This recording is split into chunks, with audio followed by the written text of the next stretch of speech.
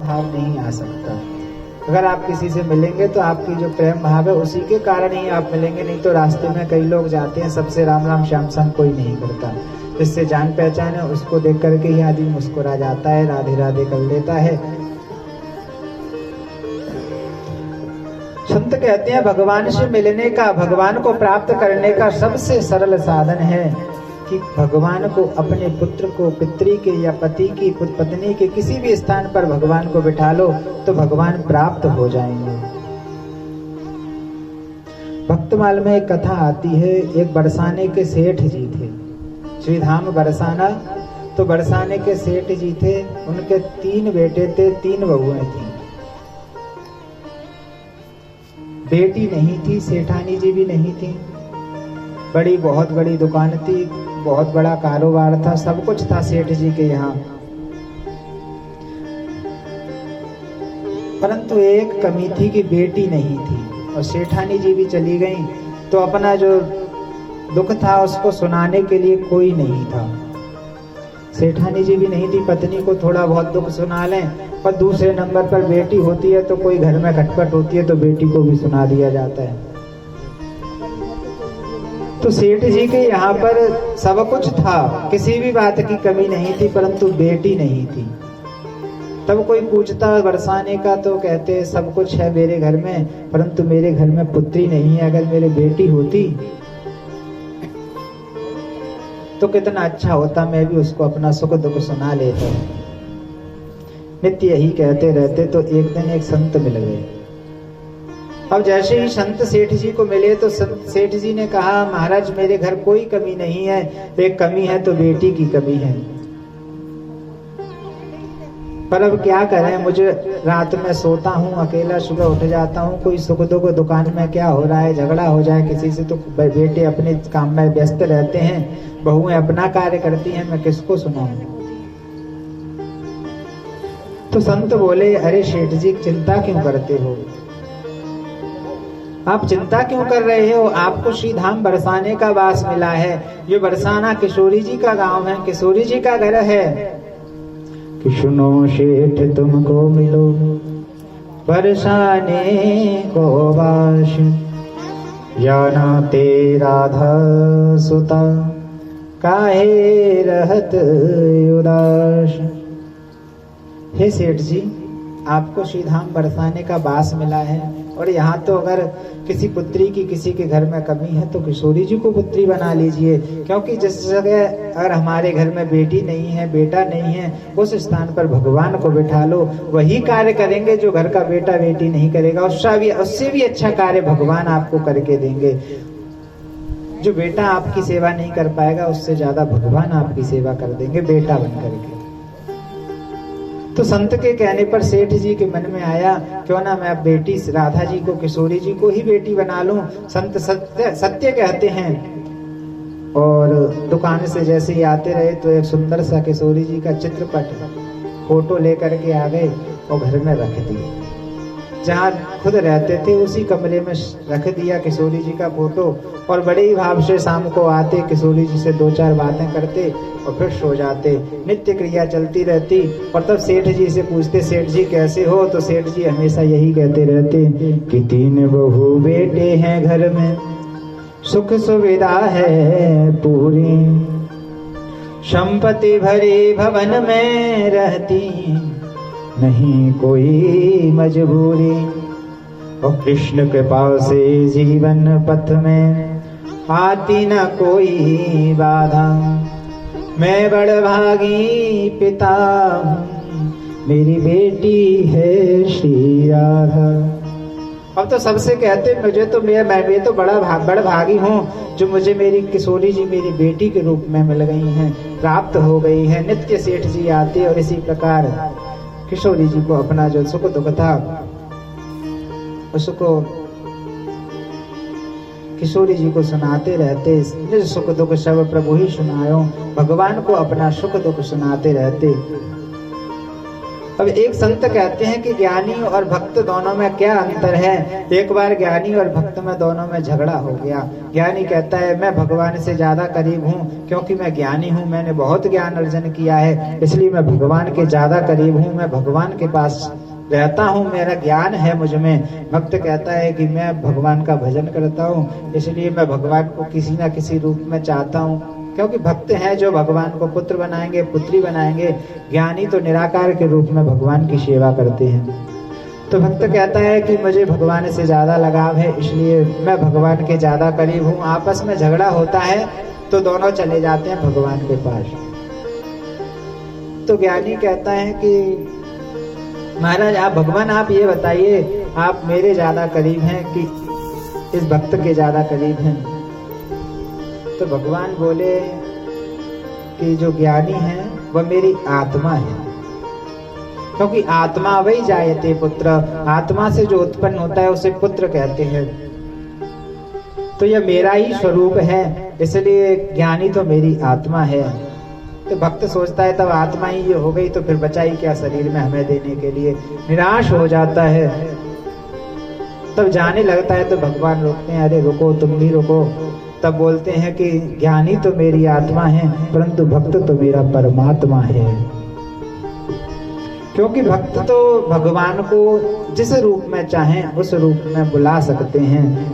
एक संत कहते हैं कि ज्ञानी जिस ब्रह्म को बताते नित्य निराकार, भक्त उस ब्रह्म को साकार कर दिखाते हैं। ज्ञानी जिस ब्रह्म को बताते नित्य अपना स्वरूप, भक्त उस ब्रह्म के भी बाप बन जाते हैं। अगर आप भक्ति में सामर्थ्य है कि भगवान को भी आपका पुत्र बना दे, आपका पिता बना दे, कुछ भी बना सकता है। आज सेठ जी नित्य नित्य यही करते, किशोरी जी को सब सुख दुख सुनाते, शाम को आकर के रखते। अब एक दिन क्या हुआ, सेठ जी के घर में एक चूड़ी पहनाने वाली आई। अब जैसे ही चूड़ी पहनाने वाली आई तो तीनों बहुओं को चूड़ी पहना रही थी। सेठ जी तो दुकान पर थे, कोई घर में नहीं था, तीनों बहुएं थी। पहले मनिहारन आती थी तो मनिहारन क्या था कि घर घर में जाकर के चूड़ी पहना देती, जिसकी दुकान थी उससे पैसे ले लिया करती थी। तब सेठ जी के घर में पहुंची मनिहारन तो सेठ जी की बहुओं के लिए चूड़ी पहना रही थी। अब जैसे ही चूड़ी पहना रही थी तो सेठ जी की बहुओं ने चूड़ी पहन ली। इतने में ही किशोरी जी ने सोचा कि पिताजी के घर में चूड़ी पहनाने वाली आई है, मैं भी चूड़ी पहन लूं, क्योंकि पिताजी का घर है। तो किशोरी जी ने भी प्रकट होकर के और मनिहारन के आगे हाथ कर दिया। मनिहारन ने देखा ये इनके घर में तो तीन ही बहू हैं, ये चौथी कौन आ गई, शायद कोई रिश्तेदार होगी। बड़े ही सुंदर है, रिश्तेदार भी बहुत है। तो मनिहारन का भाव भी जाग गया, उसने किशोरी जी को भी चूड़ी पहना दी। अब चारों लोगों को चूड़ी पहना दी।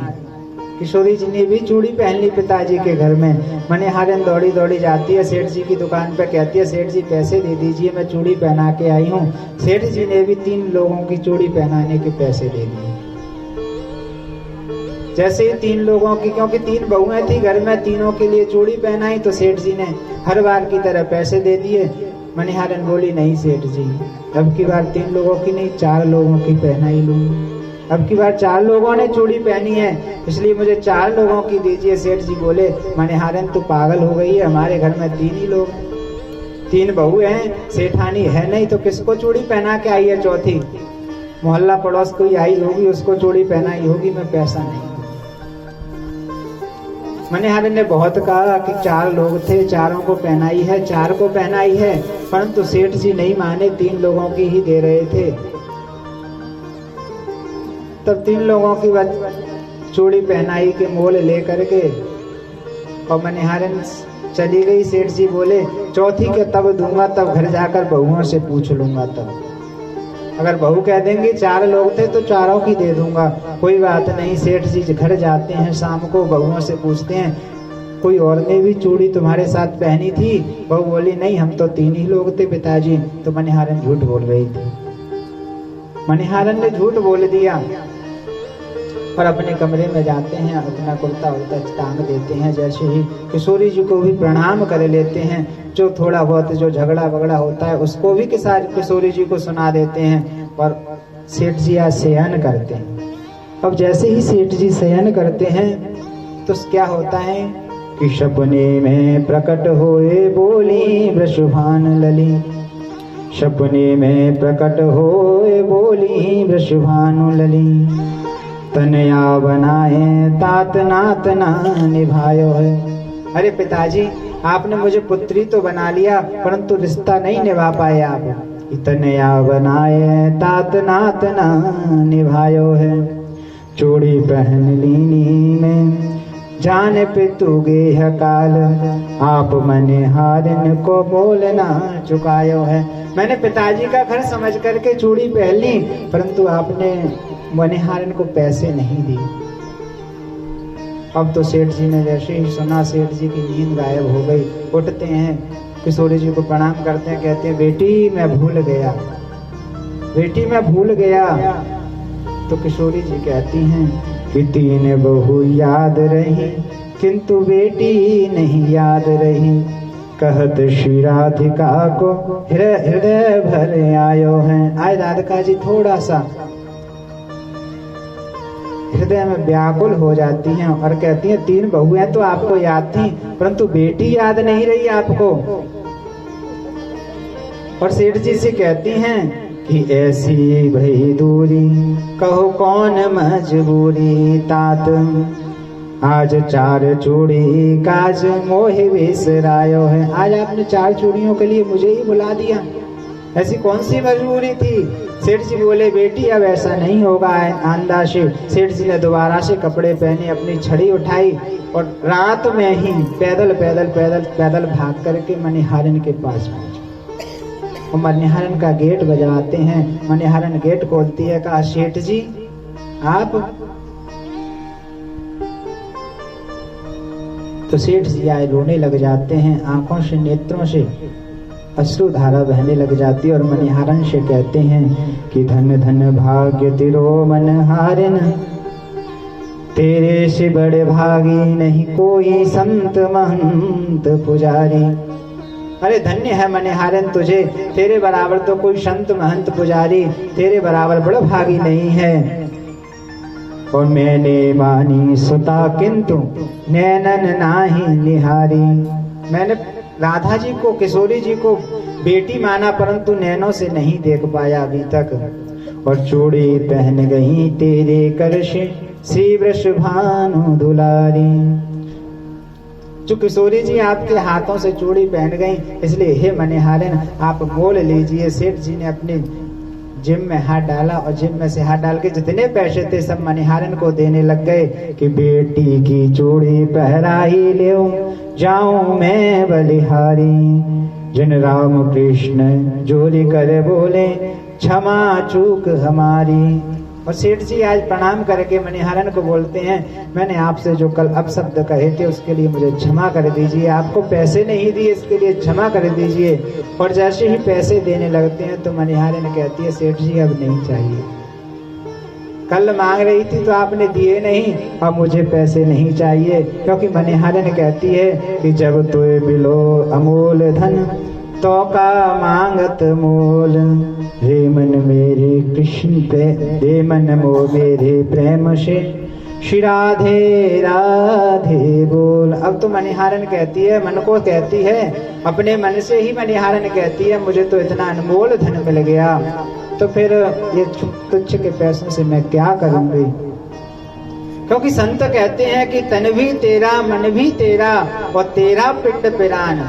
संत कहते हैं तन भी तेरा मन भी तेरा तेरा पिंड पिरान। तो सब फिर कहते हैं कि आपका क्या है, भगवान कहते हैं कि आपका क्या है। तो संत कहते हैं कि सब कुछ तेरा तू है मेरा यह दादू का ज्ञान, यह सब कुछ तेरा है बस एक तू ही मेरा है। आज सेठ जी भगवान किशोरी जी के दर्शन करके अपने उस घर पहुंचते हैं, फिर में बहुओं को पुत्रों को सबको बताते हैं। तब पता चलता है सब बरसाने वाले सेठ जी से कहते हैं पिताजी माने हैं। तो बाद में उन सेठ जी को सब पूरा बरसाना पिताजी पिताजी पिताजी पिताजी कहने लग गया। तो क्योंकि जो जिसको भगवान ने अपना लिया, किशोरी जी ने जिससे नाता अपना लिया, उसे भगवान सब पूरी संसार अपने आप अपना लेता है, फिर उसे किसी की जरूरत नहीं पड़ती है। क्योंकि जिसको भगवान का संत का सहारा मिल जाता है तो भगवंत मिल जाते हैं, और जिसे भगवंत का सहारा मिल जाता है उसे संसार एक तुच्छ संसार है वह भी अपनाने लग जाता है।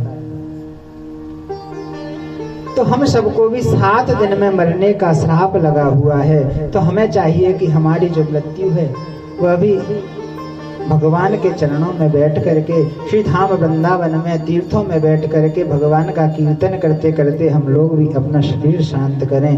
बोले बांके बिहारी लाल की जय। किशोरी इतनो तो कीजय, स्वामिनी इतनो तो कीजय। जग जंजाल छुड़ाए बाश बरसाने को दीजय। किशोरी इतनो तो कीजय, स्वामिनी इतनो सो कीजय। जग जंजाल छुड़ाए बाश बरसाने को दीजय। किशोरी इतनो तो कीजय, स्वामिनी इतनो तो कीजय। जग जंजाल छुड़ाए बाश बरसाने को दीजय। जय हो। किशोरी इतनो तो कीजय, लाडली इतनो तो कीजय। जग जंजाल छुड़ाए बाश बरसाने को दीजय।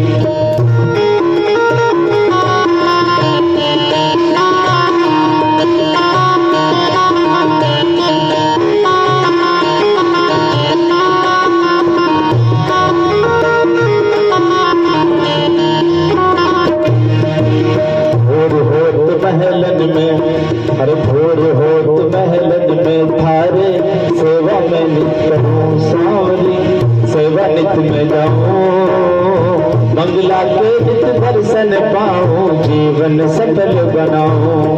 हाँ मंगला के मैं दर्शन पाऊं, जीवन सफल बनाऊं। छोड़ी मोहे सेवा में लीजो, लाडली सेवा में लीजो। जग जंजाल छुड़ाए बास बरसाने को दीजो।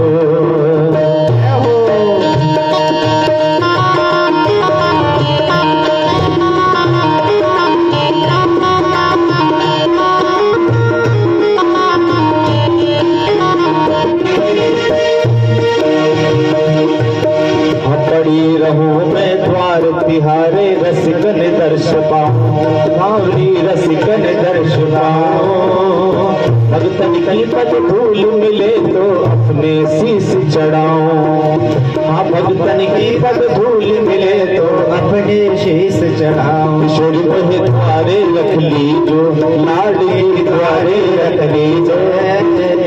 जग जंजाल छुड़ाए बास बरसाने को दीजो।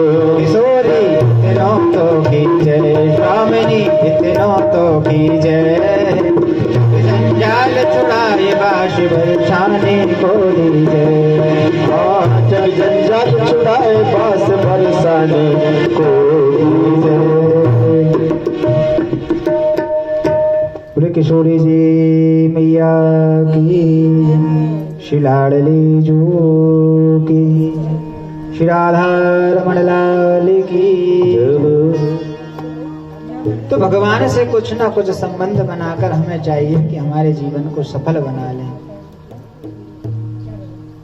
नहीं तो पुनरपि जननम पुनरपि मरणम पुनरपि जननी जठरे शयनम।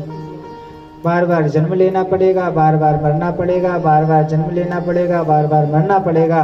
परंतु लोग बाग कहते हैं महाराज गृहस्थ जीवन में जी रहे हैं, कितना भजन करें। गृहस्थ जीवन में भी तो भजन नहीं कर सकते, तो कहते हैं कि चारों आश्रमों में जो सर्वश्रेष्ठ है वह गृहस्थ आश्रम है, क्योंकि इसमें बहुत ज्यादा भजन करने की जरूरत नहीं। अगर आप सन्यासी हैं तो आपको बहुत ज्यादा शिव जी की भक्ति करनी पड़ेगी, बहुत ज्यादा आपको भजन करना पड़ेगा। अगर आप ब्रह्मचारी हैं तो आपको ब्रह्मचर्य आश्रम में पालन करना पड़ेगा, और आप वानप्रस्थ हैं तो भी आपको घर त्याग, सब कुछ त्याग करना पड़ेगा, सब कुछ छोड़ना पड़ेगा। एक गृहस्थ धर्म ऐसा है जिसमें सब कुछ प्राप्त करके भी आप भगवान को प्राप्त कर सकते हो, क्योंकि इसमें ज्यादा भजन करने की जरूरत नहीं है, परंतु बस यह है कि जब कुछ कार्य कर रहे हैं सबको भगवान में कर दिया जाए। अगर भोजन बना रहे हैं तो अपने बच्चों के लिए भोजन या अपने पति के लिए भोजन नहीं बना रहे हैं, पहले भगवान को भोग लगाने के लिए भगवान को भोजन बना रहे हैं, उसके बाद प्रसाद हम सब लोग ग्रहण कर रहे हैं, तो हमारी भक्ति हो जाती है।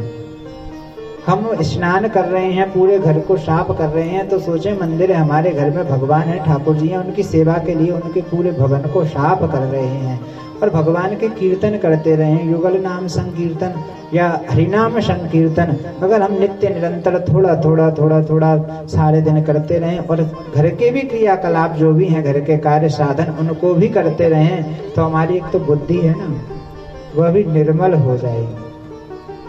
अगर निर्मल बुद्धि हो जाएगी तो निर्बल के बलराम, अगर इसमें कोई बल नहीं रहेगा, निर्मल हो जाएगी तो ये भगवान को प्राप्त कर लेगी।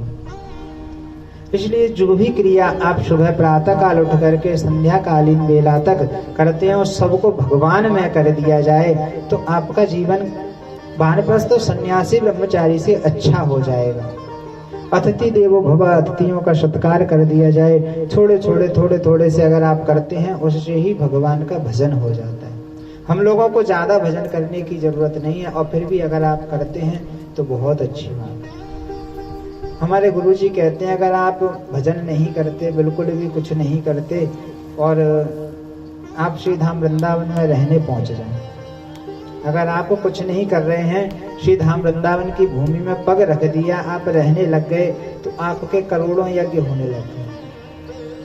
अगर आप वृंदावन में रह करके भी 2-4-6 माला कर लेते हो तो फिर सोने का ही सुहागा है, फिर तो कोई आपके भजन में या मुक्ति का कोई भी आपको कुछ भी करने की जरूरत नहीं है, क्योंकि वह सबसे सरल और सबसे सुगम उपाय है। आज परीक्षित जी महाराज को 7 दिन में मरने का जो श्राप लगा है, सुखदेव जी से कहते हैं कि हे गुरुजी, मुझे कोई ऐसा उपाय बताओ जिससे मेरी मृत्यु दिव्य जीवी हो जाऊं, दीर्घ जीवी नहीं दिव्य जीवी हो जाऊं। तो सुखदेव जी महाराज कहते हैं, हे राजन परीक्षित, बरीयान्ये सते प्रश्न कृतो लोकहितो नृपः आत्मवित् सम्मता पुंसाम् श्रोतव्यादिषु या परः। ये आपके अकेले का प्रश्न नहीं है, इस संसार के प्राणी मात्र का प्रश्न है। इसलिए आप ऐसा कीजिए, मैं आपको बड़ा ही सुंदर एक उपदेश दूंगा। इदं भागवतम नाम पुराणं ब्रह्म संहितं अधीतवान् द्वापरादो पितृद्वैपायनादम्। यह सुंदर श्रीमद् भागवत रूपी चरितामृत कथामृत में आपको पान कराऊंगा। यह मेरे पिताजी द्वैपायन वेद व्यास जी महाराज ने मुझे कराया था।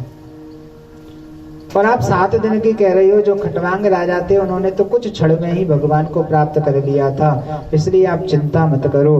पर मैं आपको समझाता हूँ कि जितासनो जितश्वासो जित संगो जितेन्द्रियः स्थूले भगवतो रूपे मनः संधारयेत्।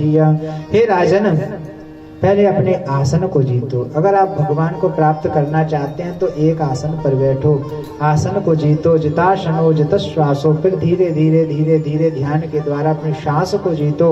और श्वास को जीतने के बाद में कि श्वास श्वास में राम जप वृथा श्वास जन खोय, ना जाने यह श्वास की आवन होय न होय। पता नहीं कब यह श्वास छोड़ करके हमें चली जाए, इसलिए हर श्वास श्वास पर हो सुमिरन तेरा, यूं ही बीत जाए ये जीवन मेरा।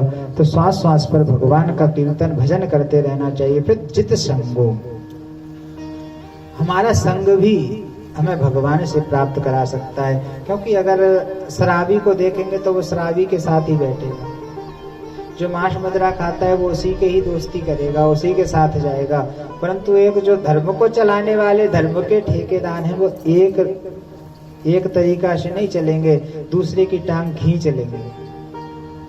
क्योंकि जो अवगुण हैं उसमें सोचते हैं कि तुम्हारा हमारा नाम बदनाम हो रहा है तो तुम्हारा भी नाम बदनाम हो, और सद्गुण है वो कहते हैं कि हम ऊपर उठे और दूसरा हमसे ज्यादा ऊपर कोई जाए ही नहीं।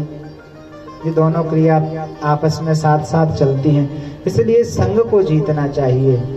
अगर आप अच्छे संत महापुरुष की संग करेंगे तो कुछ ना कुछ ज्ञान लेकर के कुछ ना कुछ भगवान से जुड़ जाएंगे, और जीवन का लक्ष्य ही भगवान से जुड़ना है। हम सोचें भगवान कुछ नहीं होता तो फिर हम भी कुछ नहीं होते, क्योंकि हमें जन्म दिया है, हम मर जाएंगे तो हम क्या हैं, हम भी कुछ नहीं है। ये माटी का पुतला है, थोड़ा सा इसमें 9 द्वार बना दिए गए हैं, सब कुछ इसकी व्यवस्था कर दी गई है, परंतु हम इसे फिर भी नहीं चला पाते, क्योंकि चलाने वाला भगवान है। हम नहीं चाहते कि हम बुढ़ापे में जाएं, परंतु बूढ़े भी हो जाते हैं। हम नहीं चाहते कि हम मरें, फिर भी मर जाते हैं। हम नहीं चाहते कि बीमार हों, फिर भी हम बीमार हो जाते हैं, क्योंकि ये भगवान करते हैं। जो चलाता है वो उसकी गुड़िया हैं। हम लोग तो एक कठपुतली हैं और वो धागा उसके हाथ में है, क्योंकि ये जीवन है एक पतंग की भांति है। तब तक प्रभु उड़ा रहे हैं, तब तक हम लोग उड़ रहे हैं, और जिस दिन वो खींच लेगा हम लोग नीचे गिर जाएंगे। हाँ, उसका मन पड़ गया कि हम ज्यादा उड़ते जा रहे हैं, बहुत ऊपर आ गए, उसके खींचने के बाहर हैं, वो खींचेगा तो परेशान हो जाएगा, तो हमें तोड़ देगा धागे को, और हम पता नहीं कहाँ जा करके गिरेंगे। इसलिए हमें अभिमान नहीं करना चाहिए, क्योंकि यह जीवन एक पतंग डोरी राम जी के हाथ। यह जीवन एक पतंग डोरी राम जी के हाथ। यह जीवन एक पतंग डोरी राम जी के हाथ। यह जीवन एक पतंग डोरी राम जी के हाथ। यह जीवन एक पतंग डोरी राम जी के हाथ। राम जी के हाथ डोरी राम जी के हाथ। राम जी के हाथ डोरी राम जी के हाथ। राम जी के हाथ डोरी श्याम जी के हाथ। राम जी के हाथ डोरी श्याम जी के हाथ। जीवन एक पतंग डोरी राम जी के हाथ। जीवन एक पतंग डोरी राम जी के हाथ। और क्या करते हैं भगवान कि ऊपर उठे या नीचे आवे, रे मन मेरे क्यों घबरावे। ऊपर उठे या नीचे आवे, मेरे मन क्यों घबरावे। ऊपर उठे या नीचे आवे, रे मन मेरे क्यों घबरावे। ऊपर उठे या नीचे आवे, रे मन मेरे क्यों घबरावे। वही उठावे वही गिरावे, वही उठावे वही गिरावे। वही उठावे वही गिरावे, वही उठावे वही गिरावे। श्री हरि खेल रहे फिर दंग डोरी राम जी के हाथ। जीवन एक दंग डोरी राम जी के हाथ। यह जीवन एक पतंग डोरी राम जी के हाथ। डोरी राम जी के हाथ। डोरी राम जी के हाथ। तो यह जीवन एक पतंग की भांति है, भगवान तब चाहे तब। और हम लोग डर जाते हैं, हमें दुख आ गया तो नीचे गिर जाते हैं तो भी डर जाते हैं। ऊपर ज्यादा चले जाएं तो फिर हम झूले पर ऊपर चढ़ते हैं तो हमारे पेट में पानी हो जाता है, पता नहीं क्या हो गया। तो इसी प्रकार हम ऊपर जाते हैं तब भी मन अशांत हो जाता है, ज्यादा नीचे आ जाते हैं तब भी मन अशांत हो जाता है। परंतु चलने चलाने वाला वह परमात्मा है, क्योंकि जो डोरी को खींचने वाले की जो पतंग की सबरी ताकत है उस मंजे के साथ चलाने उसको उड़ाने वाले में है, और हमें वो उड़ाने वाला वह है। इसलिए आप जितनी संगत, जैसी संगत करोगे वैसी रंगत बनेगी। स्थूले भगवतो रूपम मनः संधारयेत् धिया। तब यह चारों आप लोग जीत जाएं, उसके बाद में भगवान के चित्त को, भगवान की छवि को हृदय में धारण कर लीजिए। उसके बाद परीक्षित जी महाराज से सुखदेव जी महाराज कहते हैं, मैं आपको बड़े ही सुंदर इस भागवत रूपी ग्रंथ को पान कराऊंगा। इससे प्रथम मैं अपने गुरुजी की वंदना कर लेता हूँ। आज सुखदेव जी महाराज गुरुजी की वंदना करते हैं। अब सुखदेव जी के जो गुरुजी हैं वह हैं किशोरी जी, लाडले जी, सीता जी, क्योंकि ये सीता जी हैं गोलोक में रहती हैं। गोलोक धाम में सीता जी, यमुना जी, किशोरी जी, यमुना जी और सुखदेव जी महाराज यह वास करते हैं। और श्रीधाम वृंदावन भी गोलोक की भूमि है। ये चारों जगह गोलोक है। तब गोलोक धाम में वृंदावन है, किशोरी जी हैं, यमुना जी हैं और सुखदेव जी महाराज हैं, गिरिराज जी महाराज हैं, गोवर्धन पर्वत। तो भगवान ने कहा किशोरी जी मैं लीला करना चाहता हूँ पृथ्वी पर जाकर के, आप मेरे साथ चलिए। तो किशोरी जी राधा जी ने मना कर दिया, मैं नहीं जाऊंगी, क्योंकि जहाँ मेरी सखियां जाएंगी, जहाँ मेरा गिरिराज जी जाएगा, वहाँ सुखदेव जाएगा, वहाँ यमुना जाएगी, वहीं मैं वास जाऊंगी, नहीं तो मैं नहीं जा सकती। पहले मुझे गोलोक की रचना कीजिए मेरे लिए।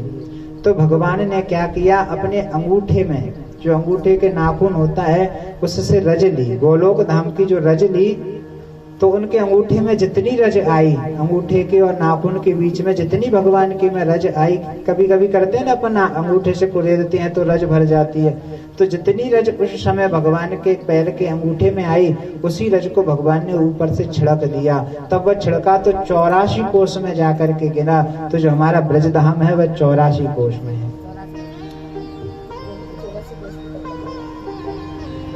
और फिर उसके बाद में यमुना जी को भगवान ने लीला बस उतारा, फिर गिरिराज जी को भी भगवान ने बुलाया। उसके बाद में सखियों को किशोरी जी लेकर आई और राधा जी जैसी प्रकट होती हैं, सुखदेव जी महाराज भी कुछ ही किसी लीला कारण बस सुखदेव जी महाराज भी प्रकट हो जाते हैं। तो सब चारों पांचों चीज तब ब्रज में आ जाती हैं, तब किशोरी जी का प्रादुर्भाव होता है। तब किशोरी जी का प्रादुर्भाव होता है, उसके बाद में परमात्मा आते हैं, क्योंकि किशोरी जी भक्ति स्वरूपा हैं। तब तक भक्ति नहीं करेंगे, तब तक हृदय में भगवान वास नहीं करेंगे। इसलिए किशोरी जी भगवान से 11 महीने 11.5 महीने बड़ी थी, वह पहले ही ब्रज में आ गई थी। तब ब्रज के भक्तों के अंदर तब किशोरी रूपी भक्ति प्रवेश करती है, तब भगवान से मिलने की चाह होती है। और भगवान से मिलने की चाह होती है तब भगवान प्रकट होते हैं। परंतु आजकल भगवान से मिलने की चाह नहीं है। हमारी सबकी चाह क्या है?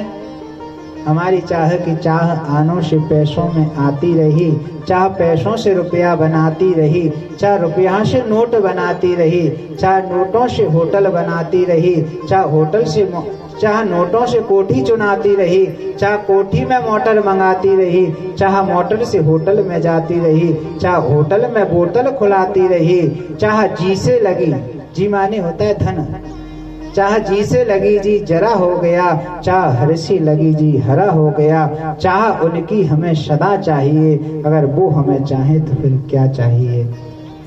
इसलिए हमें चाह भगवान से होनी चाहिए, क्योंकि लगन अगर हमारी हर से लग जाए तो फिर परमात्मा सहज प्राप्त हो जाते हैं। मुझे ऐसी लगन तू लगा दे, मैं तेरे बिना पल ना रहूं। मुझे ऐसी लगन तू लगा दे कि तेरे बिना पल ना रहूं। ऐसी लगन तू लगा दे, मैं तेरे बिना पल ना रहूं।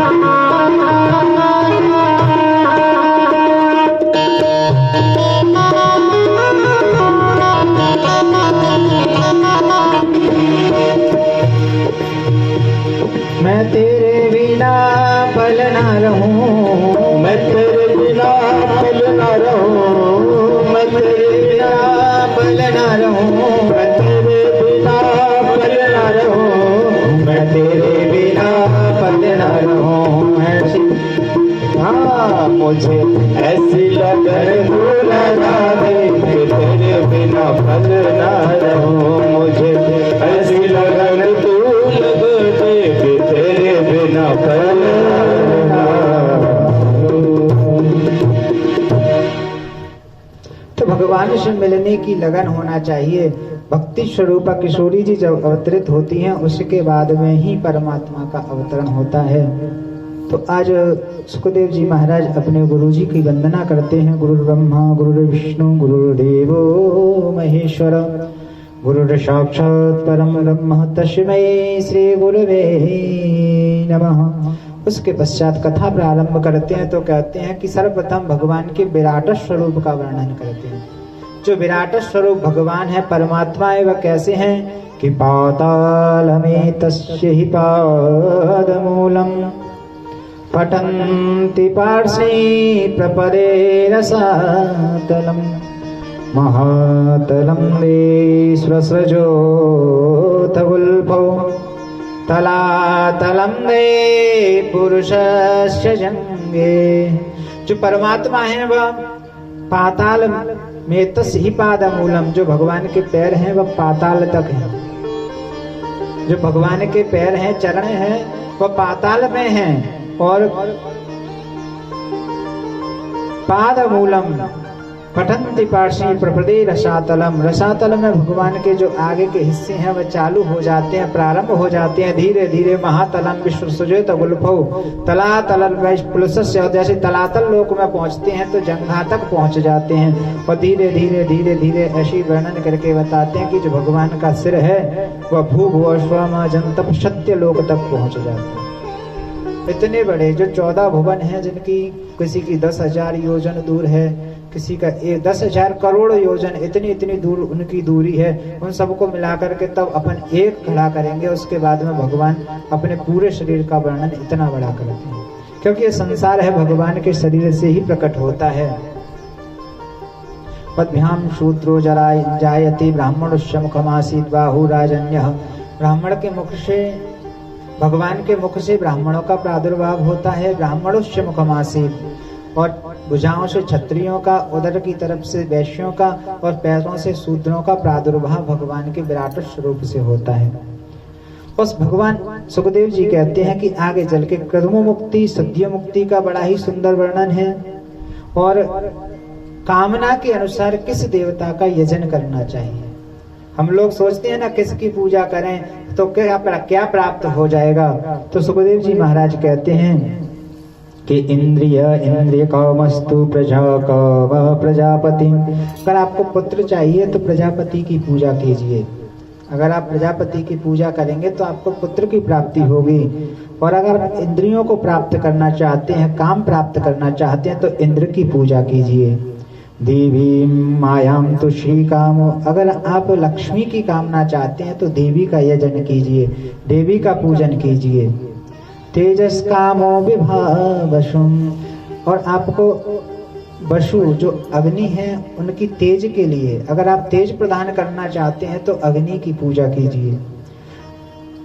इसी प्रकार कहते हैं आयुष कामो अश्विनो देवो, अगर आप दीर्घजीवी बनना चाहते हैं तो अश्विनी कुमारों की सेवा कीजिए। अप्रतिष्ठा कामो पुरुषो रोदसी लोकमातरो, अगर आप प्रतिष्ठा की कामना करना चाहते हैं तो भगवान सूर्य देव की पूजा कीजिए। इसी प्रकार बताते हैं कि जिसको जैसे भी कामना हो उसके अनुसार उसी देवता का यजन करना चाहिए। फिर अंत में कहते हैं कि अकामः सर्व कामो मोक्ष काम उदारधी तीव्रेण भक्ति योगेन यजेता पुरुषम परम, अगर आप भक्ति प्राप्त करना चाहते हैं और सकल कामना सिद्धि करना चाहते हैं तो भगवान श्रीमन नारायण की सेवा करना चाहिए, क्योंकि वह सब कुछ देने के लिए। अगर आपके मन में कोई कामना नहीं है और आप पूजा कर रहे हैं, सेवा कर रहे हैं, वह भी परमात्मा को ही जाती है। क्योंकि मिल करके रास्ता भले सबके अलग अलग हों परंतु मंजिल सबकी एक ही है। जाना सभी देवी देवताओं के, क्योंकि भगवान सोचते हैं एक ही आदमी की, हमारे हिंदू धर्म में ऐसा रिवाज है किसी एक ही देवता की पूजा करके आदमी बोर हो जाता है, कुछ दिन करता है, नहीं प्राप्त होता, फिर दूसरे को बिठा लेता है। दूसरे किसी ने कह दिया कि आजकल शिव जी का बहुत अच्छा चल रहा है तो शिव जी को बिठा देते हैं। किसी ने कहा नवरात्रि चल रहे हैं माता जी को तो माता जी को बिठा देते हैं। किसी ने कहा भैरव बाबा की सेवा करना है तो भैरव बाबा की सेवा। हम लोगों के पास अनेक देवता हैं सेवा करने के लिए, जिसकी जैसी कामना है उसके अनुसार हम सेवा कर लेते हैं। अगर शिव जी की सेवा करते हैं तो आप रोग मुक्त भी हो जाएंगे, क्योंकि शिव जी रोगों का भी नाश करते हैं। इसलिए अगर आपको भगवान शिव जी की, अब शिव जी तो कल्याण करने वाले भी हैं, ऐसा नहीं है कि रोगों को, क्योंकि रोगों से मुक्ति तो शिव जी दिलाते हैं, परंतु कल्याण भी करते हैं। जो शिव जी हैं वह कल्याण करते हैं।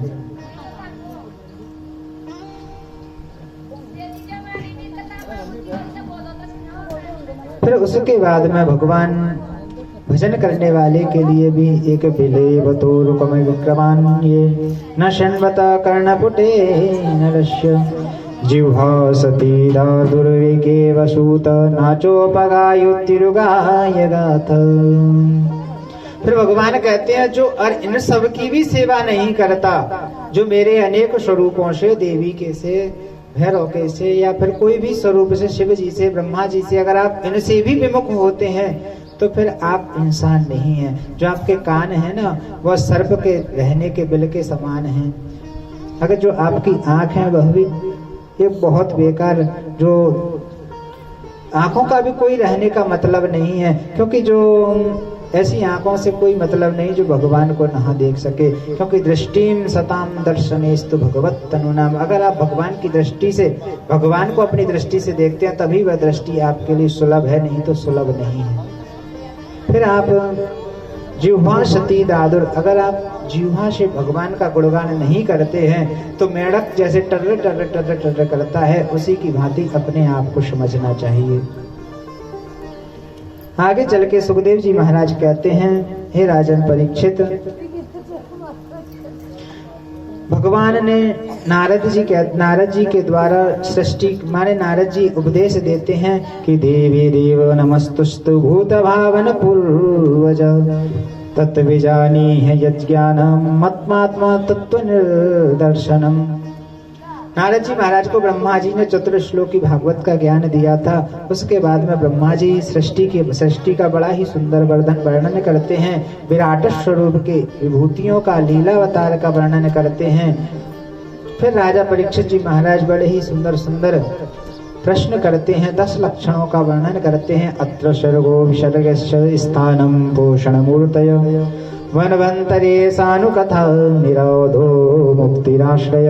10 लक्षणों का भागवत जी में वर्णन आया है, और इन 10 लक्षणों को ही, इस 10 मुक्तियों को, ये क्रम मुक्ति हैं, और इन मुक्तियों के द्वारा 12 स्कंद बनाए गए, और 12 स्कंदों में इनका वर्णन किया गया है। किस स्कंद में किसका वर्णन है वह भी बड़े ही भाव से सबका अलग अलग निरूपण कर दिया। उसके बाद में कुछ दिन समय पश्चात उद्धव जी महाराज, भगवान अपना उपदेश देकर के उद्धव जी को जाते हैं, तो उद्धव जी महाराज विदुर जी के यहाँ पहुंचते हैं, और जैसे ही विदुर जी से भेंट होती है तो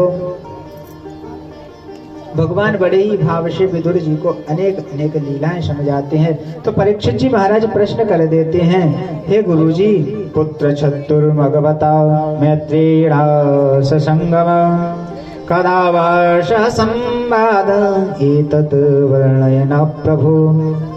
भगवान परीक्षित जी कहते हैं, हे प्रभु, हे गुरु जी, मुझे आप बताइए कि किस प्रकार से विदुर जी और मैत्री जी का संवाद होता है, विदुर जी और उद्धव जी का संवाद होता है। तो सुखदेव जी कहते हैं, यदा तु राजा सुसुता न साधुन पुष्णन्न धर्मेण विनष्ट दृष्टि। एक समय की बात थी, महाभारत युद्ध प्रारंभ होने से पूर्व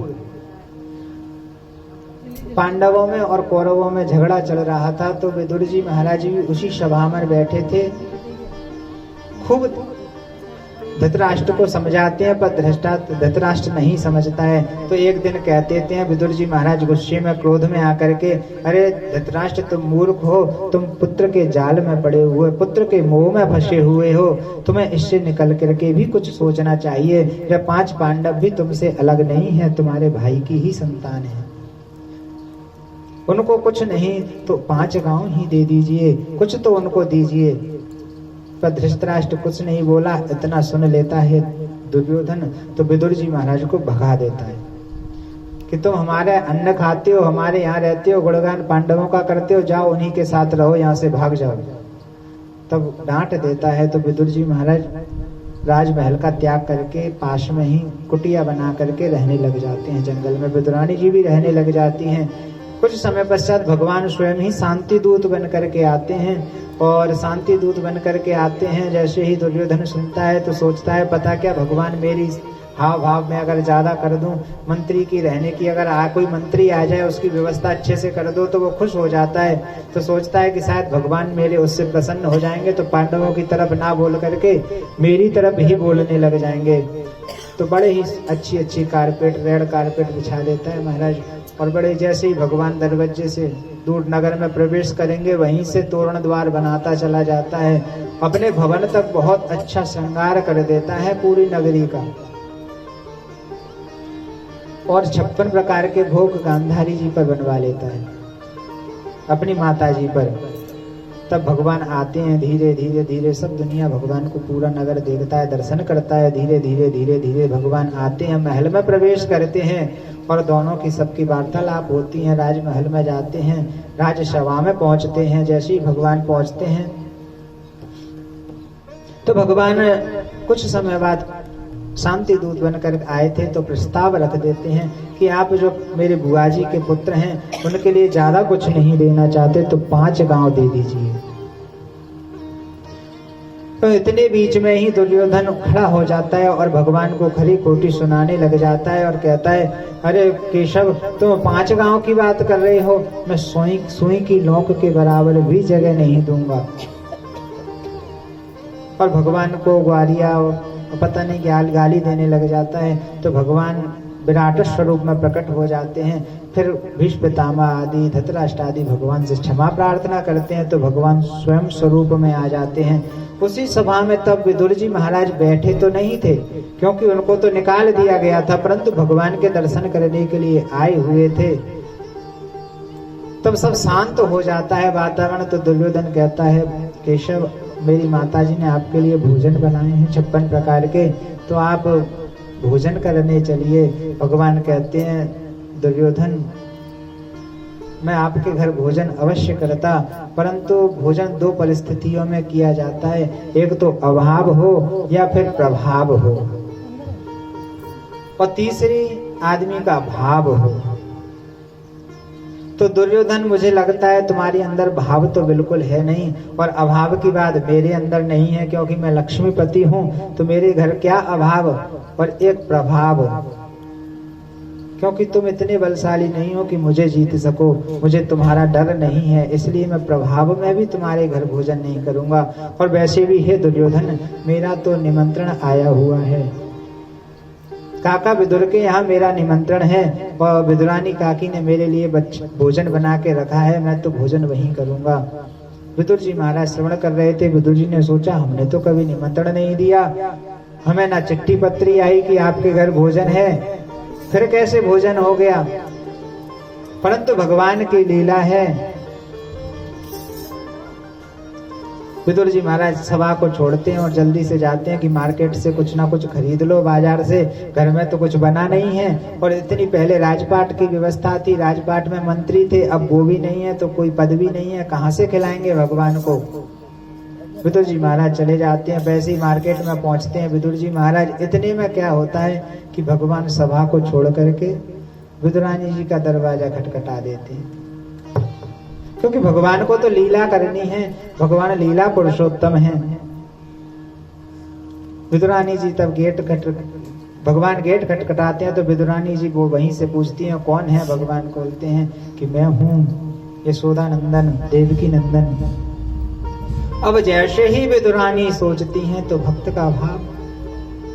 विदुरानी जी स्नान कर रही थी, स्नान करते करते में भगवान की वाणी जब सुनती हैं, भगवान का नाम सुनती हैं तो महाराज समाधि के स्वरूप में पहुंच जाती हैं। अपने शरीर का भान नहीं रहता, जितने वस्त्रों में स्नान कर रही होती हैं उतने ही वस्त्रों से आकर के कुंडी खोल देती हैं। जैसे ही कुंडी खोलती हैं तो भगवान अपना ऊपरी वस्त्र विदुरानी जी को उड़ा देते हैं, क्योंकि भगवान अपने भक्त का पतन होते कभी नहीं देख सकते। भगवान तो भक्त का कल्याण करते हैं, भक्त के स्वरूप में बन जाते हैं। जैसा भक्त बनाते हैं भगवान वैसे बन जाते हैं, कभी भक्त का अपमान नहीं करते। तो आज विदुरानी जैसे ही बाहर निकलती हैं, भगवान उनको अपनी ऊपरी वस्त्र उड़ाते हैं, धीरे धीरे धीरे धीरे पटा उठा लेती हैं और कहती हैं चलो केशव, चलो केशव। और शरीर से तो कार्य कर रही हैं परंतु ध्यान नहीं है। जिस परमात्मा के लिए ध्यान लगाते हैं, ये बड़ी विडंबना है।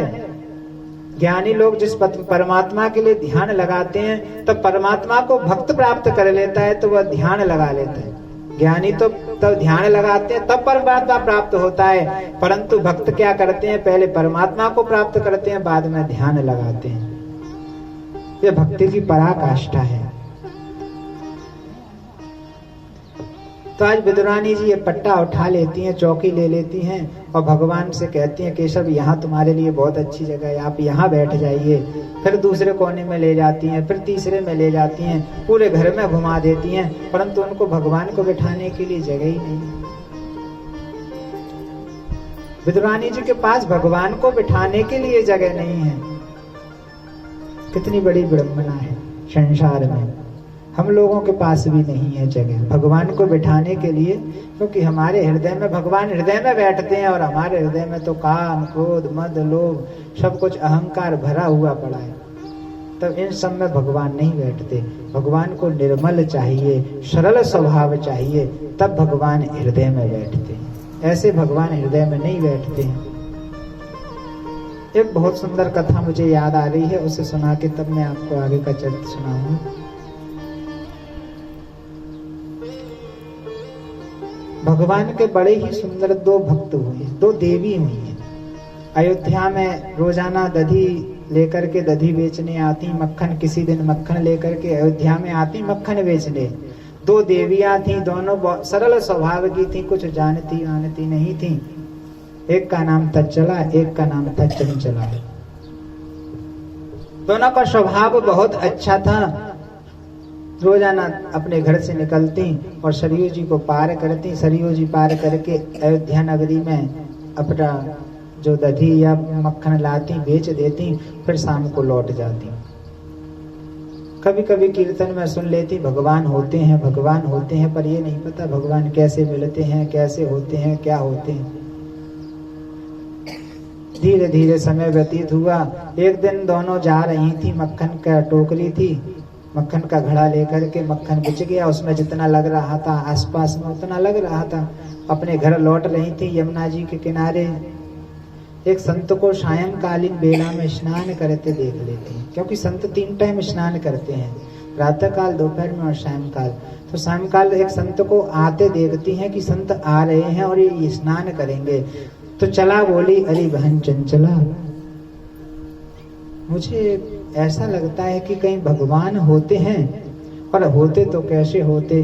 तो चंचला कहती है, बहन चला कि भगवान मैंने सुना है संतों के पास होते हैं, संतों की झोली होती है, उसमें भगवान रहते हैं, शायद वही भगवान होते हैं, वही दर्शन देते हैं, परंतु हमने तो आज तक कभी दर्शन नहीं किया।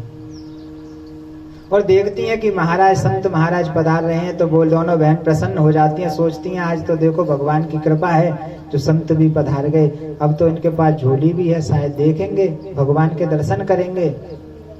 धीरे धीरे धीरे धीरे संत पास में आ जाते हैं, दोनों बहन छिप जाती हैं संत भगवान को देखने के लिए कि पता क्या संत निकालें भगवान को। परंतु संत तो कुछ करते नहीं है, अपना थैला सरयू जी के किनारे रख देते हैं और खुद शौच आदि क्रिया के लिए चले जाते हैं। अब जैसे ही शौच आदि क्रिया के लिए चले जाती हैं तो दोनों बहन विचार करती हैं और सोचती हैं कि अवसर सून शान पाए देवी चंचला ने, जोरी सौ झपट रघुराज को निकारो। आज जैसे ही थैला देखा, सूनी जगह देखी, तो चंचला चला से बोली, बहन तू देखना बाबा जी आ तो नहीं रहा है, तब बाबा जी आए तो मुझे इशारा कर देना।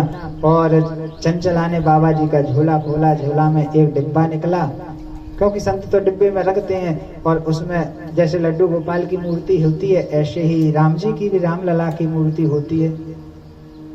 छोटे रामलला डिब्बे में कैद थे, बंद थे, उसमें बैठे हुए थे। चंचला ने जैसे ही निकाला, डिब्बा खोला, तो जोरों शोरी सो झपट रघुराज को निकारो। आज श्री रामचंद्र जी को निकाल लिया। अब जैसे ही राम जी को निकाल लिया तो दोनों बहनों ने दर्शन किया, प्रसन्न हो गईं और आपस में सोचती हैं, देख बाल रूप बिन मोल ही बिकाए ही, लाए बार बार अवधेश के दुलारे हैं। अब तो बाल रूप पे मोहित हो गई, बार बार हृदय से लगाती भगवान को, बार बार दर्शन करती। परंतु दोनों ने जैसे ही दर्शन किया तो दोनों सोचती हैं और भगवान से कहती हैं, भगवान अब बाबा जी तो है नहीं, बाबा जी तो चले गए हैं, अब आप ऐसा कीजिए डिब्बे से निकले आए हो तो सीधे हो जाइए, क्योंकि अब बाबा जी नहीं है, अब आप सीधे हो जाइए। परंतु मूर्ति कैसे सीधी हो, मूर्ति सीधी नहीं हो सकती। दोनों बहन कहती हैं, भगवान आप सीधे हो जाइए, अब आप तो डिब्बे से बाहर आ गए हो। प्रभु के कर कमल पंकज बिलोक वक्र, जबित राम कृष्ण होए वचन उचारे हैं। और कहने लग गई, अरे बहन देख, ये बाबा कितना निगुरा है, इसको बिल्कुल भी दया लोक लाज नहीं है कि डिब्बा माही राख राख कोमल शिरम राम जू के, हाथ पांव निगुरे न टेढ़े कर राखे हैं। इस डिब्बे में रख रख करके रोजाना डिब्बे में रख देता है बाबा जी, इसलिए भगवान के हाथ पांव टेढ़े हो गए। अब भगवान से विनय करती हैं, सीधे हो जाओ, सीधे हो जाओ। भगवान सीधे थोड़ी होते हैं, सीधे नहीं हुए भगवान। तो एक बोली, बता के हम थोड़ी मालिश करने से सीधे हो जाएं। तो जो मक्खन लगा हुआ था घड़े में, उसमें से मक्खन लेती हैं और भगवान पे मालिश करने लग जाती हैं और बड़े ही भाव से भगवान के हाथ और पैरों की मालिश करती हैं। तो माखन की मालिश करी जब होए भाग विभोर, तो हाथ पांव दो कर दे सूधे अवध किशोर। तब दोनों बहनों ने मालिश करना प्रारंभ कर दिया तो भगवान भी सरलता पर रीझ गए और सीधे कर दिए हाथ पांव। अब जैसे ही हाथ पांव सीधे कर दिए और भगवान के दर्शन कर लिए, इतने में ही चला देखती है कि बाबा जी आ रहे हैं। बाबा जी आने लग गए। बोली, बहन बाबा आ रहे हो, थोड़ी बहुत देर में बाबा अपने पास आएगो, आज तो डांटेगो। तो भगवान से कहती हैं, अब आप जैसे की तैसे हो जाओ, आपके दर्शन तो हमने कर ही लिए और हम डिब्बा में रख दें। अगर बाबा ने देख लिया कि डिब्बा इन्होंने खोल रखा है तो बाबा हमसे लड़ाई कर लेगा, इसलिए आप जैसे थे तैसे हो जाइए। परंतु भगवान ने भी सोचा, बड़े दिन में सीधे हुए हैं, क्यों? क्योंकि भगवान भी लीला पुरुषोत्तम है, कुछ ना कुछ लीला तो दिखाते रहते हैं। अब तो चला चंचला दोनों जैसे ही बाबा को देखती हैं तो बाबा से कहती हैं, निगुरे तो ही दया नहीं आई, निगुरे तो ही दया नहीं आई। संत बनो घर घर में डोले, संत बनो घर घर में डोले, जाने का पीर पराई। निगुरे तो ही दया नहीं आई, जाने कब सो या डिब्बा माही, जाने कब सो या डिब्बा माही, राखे शिशुर भुराई। अंग अंग किए बक्र बाबरे, अंग अंग किए बक्र बाबरे, साधु बनो आतताई। निगुरे तो हे दया नहीं आई। अब तो जैसे ही संत को देख, संत से कहती हैं, संत पास आते हैं और जैसे ही देखते हैं तो उनसे बोल तो सकते नहीं हैं, क्योंकि तब तक शौच से आए हैं, स्नान नहीं करेंगे तब तक बोलेंगे नहीं। तो बोल नहीं सकते तो क्या करें, इशारा करते हैं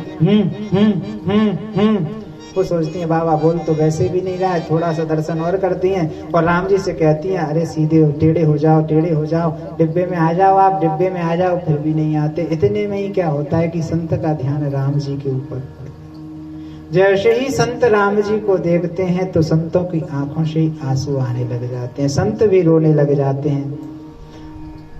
और दोनों चला चंचलाओं से भगवान संत बोलने लग जाते हैं, वैसे बोलते नहीं हैं परंतु आज बोलने लग जाते हैं और कहते हैं प्रभु सो कर लेह तजे निज गेह बेस विराग में कूदे भय।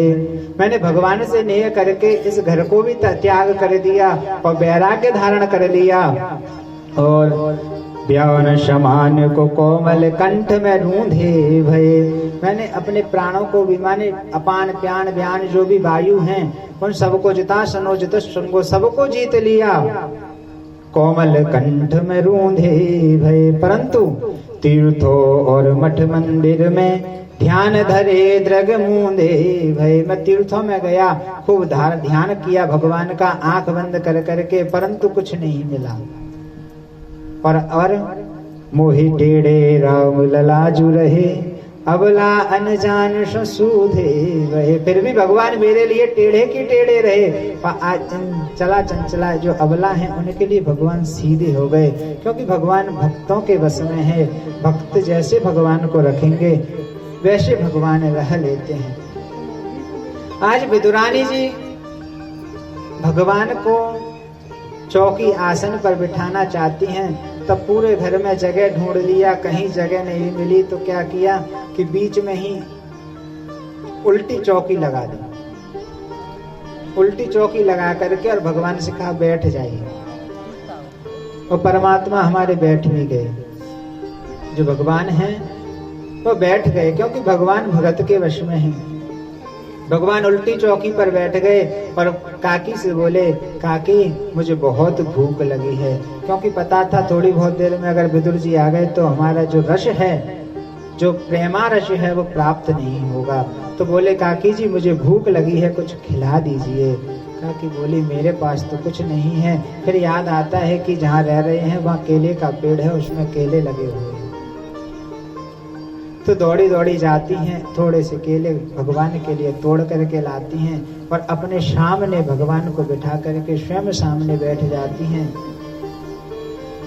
अब बड़े भाव में प्रेम से विदुरानी जी धीरे धीरे धीरे धीरे केले को छीलती हैं, परंतु भान तो कुछ है नहीं। जो केले का जो छिलका है वह भगवान को दे देती हैं और जो गिदा गिदा है वो फेंकती चली जाती है। केले का छिलका भगवान आरूढ़ गए, धीरे धीरे धीरे धीरे भगवान छिलका खा रहे हैं, क्योंकि भगवान प्रेम के वशीभूत हैं। एक बार तब राम जी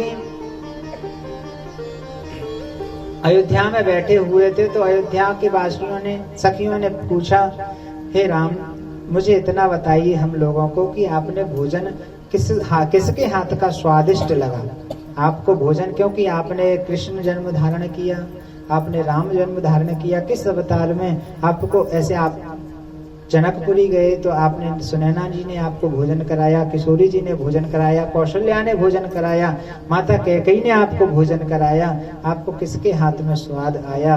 तो भगवान कहते हैं कि मेरे दो अवतार मुख्य हैं राम और कृष्ण।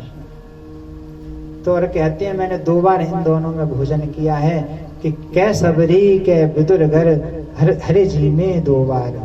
क्या तो सबरी के घर में मैंने भोजन किया है कि मैंने विदुरानी के घर में भोजन किया है। उसके झूठे बेर खाए और इधर छिलके केले के छिलके भगवान ने पान किए। आज भगवान केले के छिलके खा रहे हैं कि आज हरि आए विदुर घर पावना, आज हरि आए विदुर घर पावना, आज हरि आए विदुर घर पावना, आज हरि आए विदुर घर पावना, आज हरि आए विदुर घर पावना, विदुर घर पावना, विदुरानी घर पावना, विदुर घर पावना, विदुरानी घर पावना, विदुर घर पावना, विदुरानी विदुरानी घर पावना, विदुर घर पावना, विदुरानी घर पावना।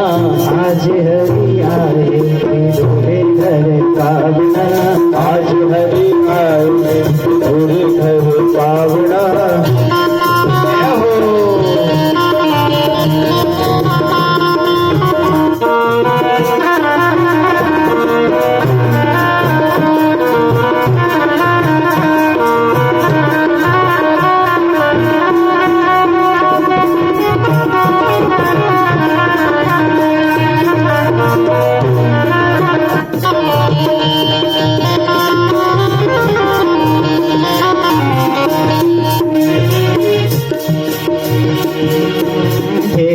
विदुर घर थी विदुरानी, ना विदुर घर विदुरानी, ना विदुर घर थी विदुरानी, ना विदुर घर थी ना विदुरानी।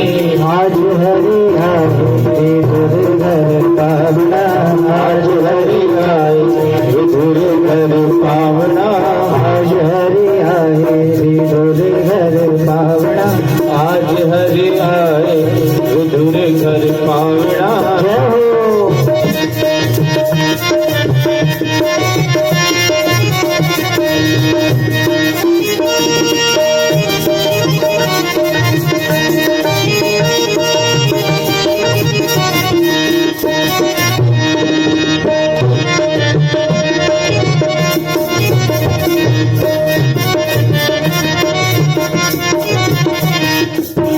विदुर घर पावना, विदुर घर पावना, विदुर घर पावना, विदुर घर पावना। आज हरि आए विदुर घर पावना, आज हरि आए विदुर घर पावना। आज हरि आए। आज विदुर जी के घर में भगवान पधारे, केले का छिलका आरोप नहीं है। धीरे धीरे धीरे धीरे तब समय व्यतीत हुआ तो इतने में आ गए विदुर जी महाराज। अब विदुर जी जैसे ही आते हैं भगवान को देखते हैं केले के छिलके खा रहे हैं। विदुरानी जी बड़े ही भाव से छील छील के भी दे रही हैं और जो गिदे गिदे हैं छिले केले का जो सार है उसको फेंकती जा रही है। परंतु फिर भी दोनों मगन हैं, भगवान खाने में मगन है और विदुरानी जी खिलाने में मगन है। कोई भी किसी भी चीज का उनको भाष नहीं है, क्योंकि भगवान के जो भक्त हैं तो भगवान को प्रेम में भक्ति में कुछ खिलाते हैं तो भगवान सब कुछ प्राप्त कर लेते हैं। और वैसे भी संत कहते हैं कि अगर आराम की तलब है तो एक काम कर, आराम की तलब है तो एक काम कर कि आराम की शरण में और राम राम कर, क्योंकि राम राम करने से आराम प्राप्त होता है। परंतु हमारा जीवन है कि हम लोग आराम तो करना ही नहीं चाहते। हम लोग तो संसार में भटक रहे हैं, इधर से उधर से इधर। इंसान पे लद के इंसान जा रहे हैं, कफन में लिपटे अरमान जा रहे हैं। शांति के लिए भागती दुनिया से अब शमशान जा रहे हैं, क्योंकि शांति मिली नहीं दुनिया में, अब शमशान ही मिली, क्योंकि वही शांति है। वहां जाकर के कोई हल्ला गुल्ला नहीं करता है। कहते हैं शमशान में हंसता तो खैर आदमी रोता ही रोता है शमशान में, इसलिए शांति मिलती है शमशान में। एक बार शिव जी से माता जी ने, पार्वती जी ने कहा महाराज हमारे पास घर नहीं है, कहाँ तो हम रहें। तो शिव जी बोले अगर आप चिंता मत करो, तुम्हारे बराबर घर किसी के पास नहीं है। तुम रोजाना अगर नया नया भी बदलोगी भी तो तुम्हारी जिंदगी निकल जाएगी, क्योंकि हर शमशान में भगवान शिव जी का वास है।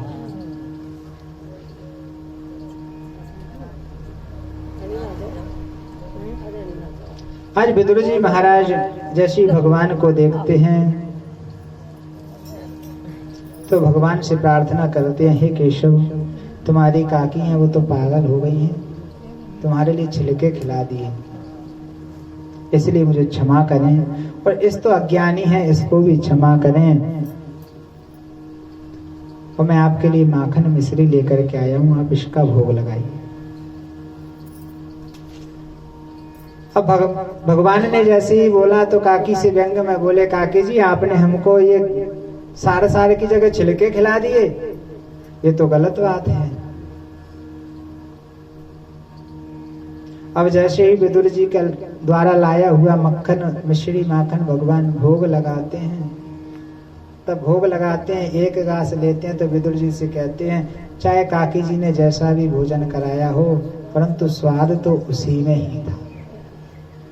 ये आपके माखन मिश्री में स्वाद नहीं है, क्योंकि भगवान तब ब्रज को छोड़ करके त्याग करके गए तो माखन मिश्री उन्होंने त्याग दिया, फिर माखन मिश्री कोई देता तो ब्रज का स्वाद नहीं था।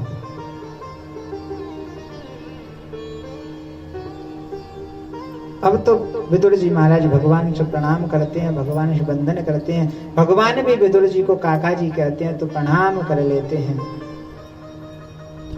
और विदुर जी सोचते हैं कि चाहो नहीं कुबेर कोश वेर एक सुरेश पद, चाहो नहीं ज्ञानिन में ज्ञानी कहाऊं मैं, चाहो नहीं योग ध्यान धारणा समाधि हूते, जन्म मरण व्याधि रहित अब चल पद पाऊं मैं, और मैं राम कृष्ण वस एक अभिलाषा शेष, ताहि कर जोर निज नाथ को सुनाऊं मैं, जहाँ पर मड़रावे मन मधुप मुनीशन के, मंजू पद कंजन की पनही बन जाऊं मैं। भक्त चाहता है भगवान जहाँ आप नहीं, आपके जो भक्त हैं संत हैं उनके चरण जहाँ पड़ते हों, उनके चरणों की मैं जो पनही है वह मैं बन जाऊं, उनके चरणों के जूते बन जाऊं, मैं बस इतना ही आपसे चाहता हूं।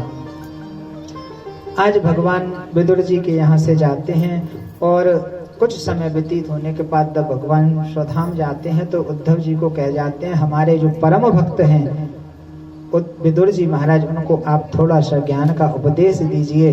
तो उद्धव जी कहते हैं, इसलिए हे विदुर जी महाराज मैं आपके पास आया हूँ और आपको मैं बड़ा ही ये सुंदर सुंदर भगवान की जो लीलाएं हैं, भगवान उस लीलाओं का वर्णन करते हुए स्वधाम को चले गए थे। हे विदुर जी महाराज आप आगे जाइए, आगे जा करके आपको मैत्रेय मुनि से भेंट हो जाएगी।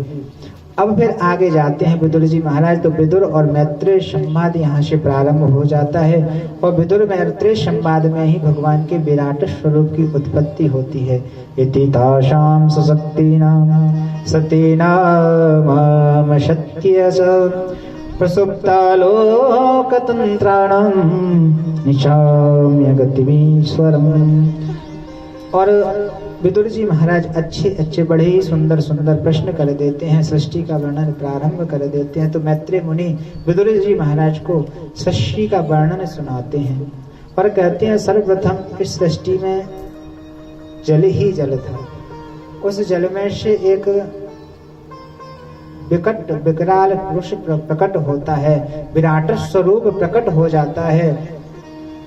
अब विराट स्वरूप कहाँ पर विराजमान है कि एक बहुत बड़ा शेष सैया है, उस 1000 फण वाला एक नाग है, उसने अपनी जो कोड़री बना रखी है उसी पर भगवान बिस्तर लगा करके और अपने हाथ को सिराने रख करके लेटे हुए हैं।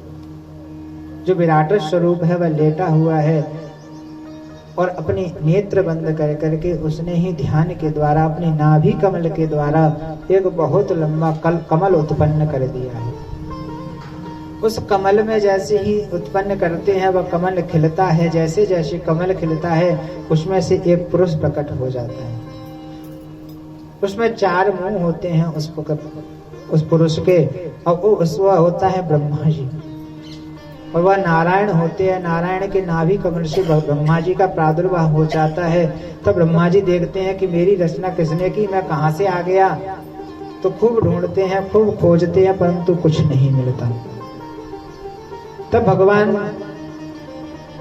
ब्रह्मा जी को कुछ नहीं मिलता तो वह उस सोचते हैं कि जहाँ से आया हूँ वहीं चलता हूँ। उस कमल की नाली में डंडी होती है, उसमें प्रवेश कर जाते हैं और अंदर जाकर के सब कुछ घूम लेते हैं। कई 1000 साल व्यतीत हो जाते हैं परंतु कुछ नहीं मिलता। तब सोचते हैं कुछ है नहीं, ऊपर आ जाते हैं तो देखते हैं कि एक आवाज आ रही है, तप तप तप तप। तो फिर भगवान ब्रह्मा जी तप करने लग जाते हैं। जैसे ही तप करते हैं तो उनके अंदर सब ज्ञान आ जाता है। फिर ब्रह्मा जी को धीरे धीरे धीरे धीरे ब्रह्मा जी भगवान की स्तुति करते हैं। ज्ञातोषि में